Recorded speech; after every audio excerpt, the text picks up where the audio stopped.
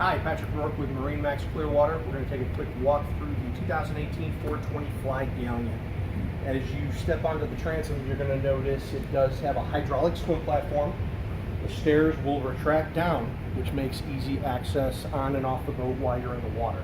Another thing you're going to notice here is the transom seat will slide to make more space inside the cockpit for entertaining. The doors will open up, tri-folding doors, which is nice. One level entertainment here, a lot of space. One thing you will notice with the Galeons also, they do a wonderful job with the one-piece windshields. Really makes visibility perfect while you're underway.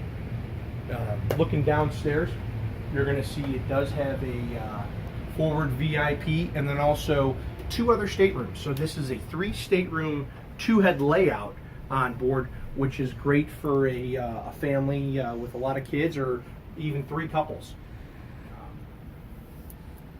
One other thing that Galeon does very, very well is natural light, and they do a wonderful job with the windows, white textures, lighter woods.